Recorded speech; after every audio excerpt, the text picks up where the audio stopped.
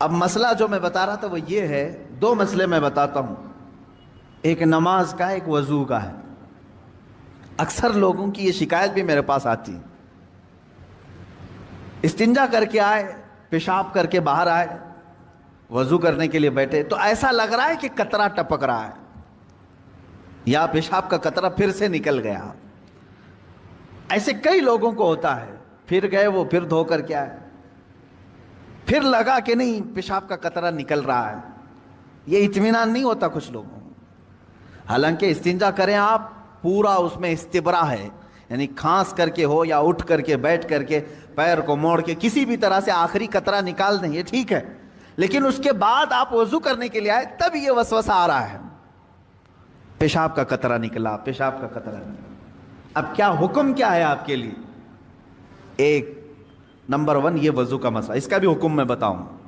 دوسرا مسئلہ سن لیں، نماز 4 رکعت ظہر کی پڑھنے کے لیے کھڑے تھے، یا 4 رکعت عصر یا عشاء کی، 2 رکعت پڑھے، تیسری رکعت میں کھڑے ہوئے تھے، اب شک ہونے لگا کہ دوسری ہے کہ تیسری ہے، تیسری میں کھڑے تھے، یہ شک ہونے لگا یہ چوتھی ہوگی کہ تیسری ہوگی۔ ایسا ہوتا ہے بہت سارے لوگ۔ نماز کا ایک مسئلہ یہ ہے، اب وضو کا ہے، دونوں کا حکم کیا ہے اس سے میں آپ کو اپنی زندگی کے متعلق بتاؤں گا۔ پہلا والا جو مسئلہ ہے پیشاب کے قطرے کا، پہلی مرتبہ ایسا کبھی ہوا ہے تو جاؤ دھل لو۔ ایک بار ایسا ہوا کہ پیشاب کا قطرہ ٹپکا ہے یا لگ رہا ہے، جاؤ دھل کے آ جاؤ۔ پھر ایک مرتبہ ایسا ہوا ہے کہ وضو کرنے بیٹھا ہوں، ایسا لگا کہ پیشاب کا قطرہ ٹپک گیا، جاؤ دھل کے آؤ، اور اتنا حصہ جہاں کپڑے میں لگا اس کو بھی دھل لو۔ تیسری مرتبہ بھی ایسا ہوا ہے، دھل لو۔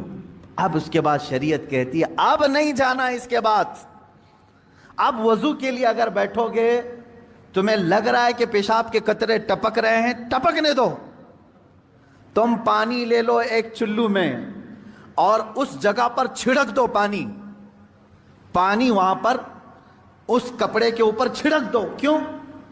اس لیے کہ کہا گیا ہے کہ بعد میں اگر تمہیں وسوسہ بھی آنے لگے تو یوں سمجھ لو یہ پیشاب کا قطرہ نہیں بلکہ میرا چھڑکا ہوا پانی ہے، میرا چھڑکا ہوا پانی۔ اچھا ایسا کیوں کرایا گیا؟ شک تو ہو رہا ہے۔ سنیں فقہاء کرام نے فرمایا اے بندے تجھے عبادت اللہ کی کرنی ہے۔ کس کی کرنی ہے؟ اللہ کو راضی کرنا ہے، اور یہ جو وسوسے آ رہے ہیں تجھے یہ شیطان کے ہیں۔ اگر تو بار بار اٹھ کر کے دھونے کے لیے چلا جائے گا تو بات یہ ہوگی کہ تو شیطان کی پیروی کر رہا ہے اللہ کو چھوڑ کر کے۔ یہاں شریعت نے یہاں تک کہا کہ شیطان کی پیروی ہو جائے گی اگر کثرت سے تو کرنے لگ گیا۔ جب شیطان وسوسہ ڈالا اٹھ گئے، جب شیطان شک ڈالا پھر اٹھ گئے۔ بار بار اگر خیال آ رہا ہے تو اس پر عمل کرنا جائز نہیں۔ پانی چھڑک لو اور کہو میں شیطان کی پیروی نہیں کروں گا، میرے مولا کی عبادت کروں گا۔ دوسرا مسئلہ نماز کا کہ جس میں اگر 3 میں 4 میں شک ہو، ایک بار ہو گیا تو چلو دوہرا لو، 2 بار ہو گیا تو چلو ٹھیک ہے، جتنا یقین ہے اس کے آگے کی رکعتیں پڑھ لو۔ اب اگر بار بار ایسا شک ہوتا ہے تو فرمایا گیا اپنی نماز ویسی ہی کمپلیٹ کرو، اس لیے کہ یہ شیطان تمہیں وسوسے ڈال رہا ہے۔ اگر تم اس کے وسوسوں کی طرف جاؤ گے تو یہاں ہوگا یہ کہ تم شیطان کی پیروی میں لگ گئے۔ حقیقت میں نماز تو رحمان کی عبادت ہے۔ آپ سمجھ رہے ہیں؟ یہ 2 مسئلوں سے میں تمہیں بتاؤں گا میرے عزیزو، پوری زندگی بھر شیطان اسی طرح سے کرتا ہے، تمہیں اپنے اصلی مقصد سے ڈائیورٹ کر کے کسی عام فضول چیز میں لگا دیتا ہے، فضول چیز میں لگا دیتا ہے۔ اسی لیے اب جیسے کسی نے اپنے پورے گھر کی فکر میں، اپنی جائیداد کی فکر میں پوری زندگی ختم کر دی، اسے معلوم ہی نہیں کتنے دن رہنے والا تھا، کتنی عمارتیں بنا رہا ہے، کتنی چھتیں قائم کرے گا۔ اے بندے تیری زندگی لمبی سے لمبی جاتی تو 70-80 سال کی، تو بنا ہی رہا ہے 30-40 سال کی عمر میں، بچے ہیں تیرے پاس 25-30 سال، ان 25-30 سالوں کے لیے تو نے اپنی پوری زندگی جھونک دی، صحت و طبیعت سب برباد کر ڈالی۔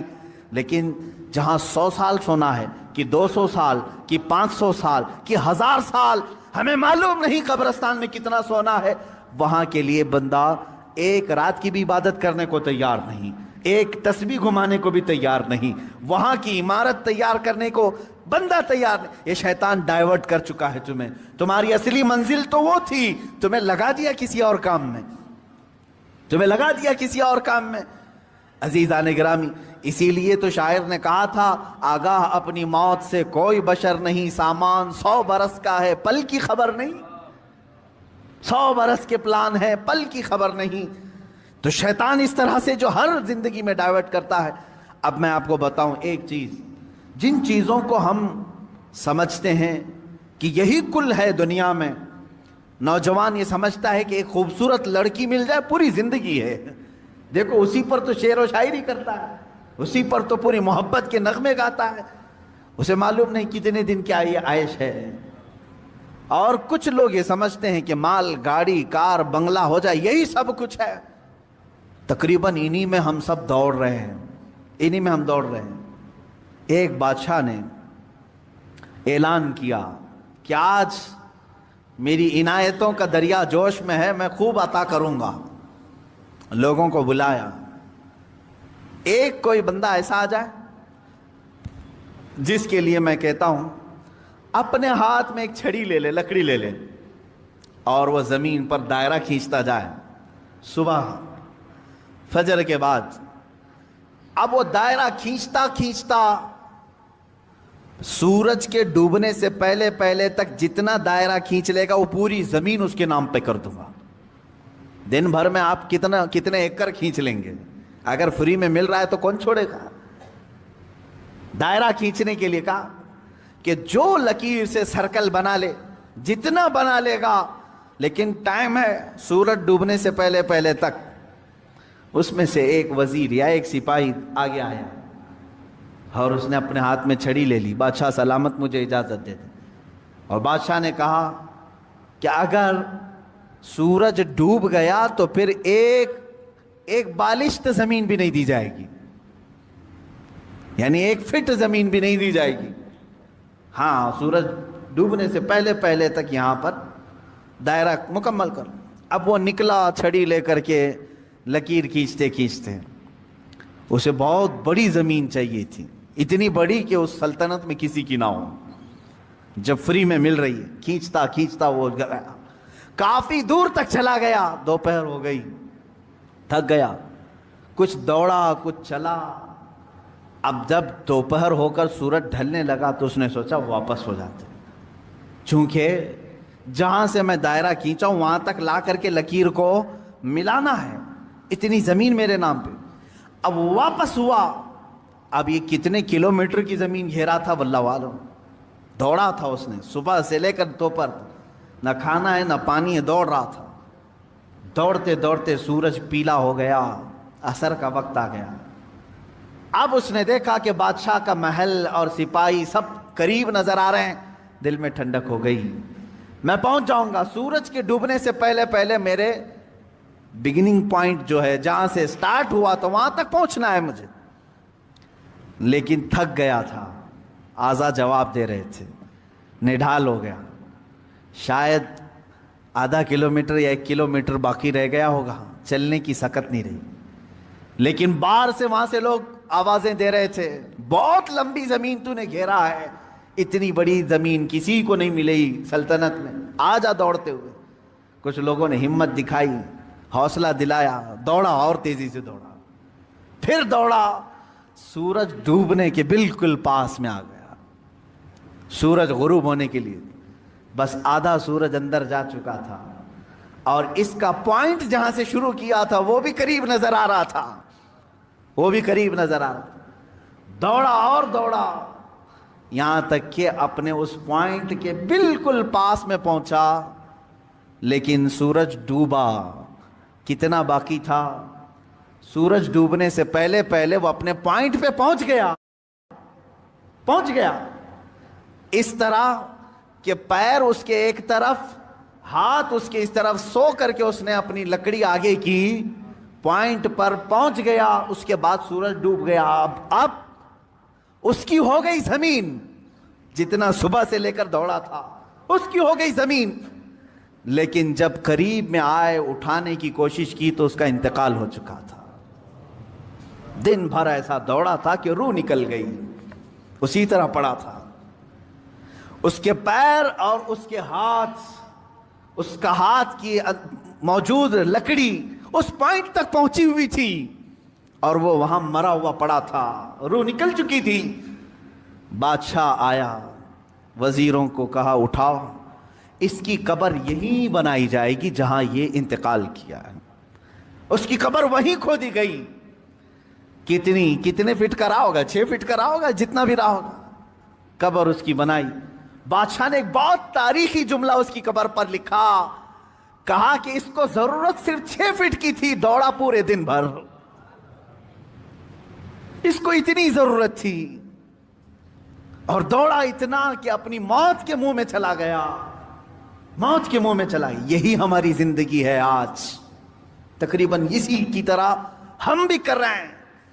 اتنا دوڑ رہے ہیں، پتہ ہی نہیں چلتا کہ کہاں موت آ گئی. تمہیں ان تمام چیزوں کی ضرورت ہی نہیں تھی جس کے پیچھے پڑے ہوئے ہو. سب تو اللہ نے لکھ کر کے بھیجا ہے. ارے میاں تم اپنی ماں کے پیٹ میں 100 دن کے نہیں تھے، تب اللہ نے فرشتوں کو بھیج کر کے لکھوا دیا، اسے اتنا رزق لکھ دو، اسے اتنے اولاد لکھ دو، اسے اتنی خوشبختیاں لکھ دو. سب لکھا جا چکا ہے. جو ملنا ہے اس پر ہم پوری زندگی کیوں داؤ پر لگائیں؟ ہمیں تو اس مولا کو راضی کرنے کے لیے زندگی خرچ کرنی چاہیے. ہم وہ نہیں کر سکے. میں یہاں چند بزرگوں کی بات بتا دوں. اللہ والے کیا دنیا میں انہوں نے کچھ حاصل نہیں کیا؟ مخدوم علی شاہ مینا رحمۃ اللہ تعالی علیہ، محمد شاہ مینا رحمۃ اللہ علیہ، لکھنؤ کے بڑے بزرگ، ان کی سیرت میں نے پڑھا. جانتے ہیں عبادت بھی کیسے کرتے تھے؟ اللہ اکبر. رات کے وقت کھلی دیوار جو ہوتی، کمپاؤنڈ جیسے ہوتا ہے دیوار کے اوپر کھڑے ہو جاتے تھے، عبادت کے لیے کھڑے ہوتے تھے. ادھر بھی نیچے، ادھر بھی نیچے، بیچ میں دیوار ہے. کھڑے کھڑے عبادت کرتے تھے رات تک. لوگ کہتے کہ حضور مسجد ہے، نیچے صحن ہے، آرام سے کریں. کہتے جب آرام ملتا ہے تو نیند آ جاتی ہے، آرام ملتا ہے تو نیند آ جاتی ہے. میں دیوار پر کھڑا ہوتا ہوں اور رات کو نیند آتی ہے تو کبھی کبھار دیوار سے گر جاتا ہوں. تو کہا گر جاتے ہیں پھر بھی کھڑے ہوتے ہیں؟ کہا ہاں، جو جسم غافل ہوگا اس کی سزا یہی ہے کہ وہ دیوار سے گرایا جائے. جو اپنے مولا سے غافل ہو اس کی سزا یہی ہے کہ اسے گرایا جائے. یہ اللہ والے تھے جو لمحے بھر کے لیے غافل ہوتے تو اپنی جسموں کو سزا دے دیتے تھے. حضرت سیدنا ابو بکر شبلی رحمۃ اللہ تعالی علیہ، یہ ہمارے سلسلہ قادریہ کے بڑے بزرگ ہیں. بہر شبلی شیر حق دنیا کے کتوں سے بچا، ایک کارک عبد واحد بے ریا کے واسطے. ہم شجرہ میں پڑھتے ہیں ان کا نام.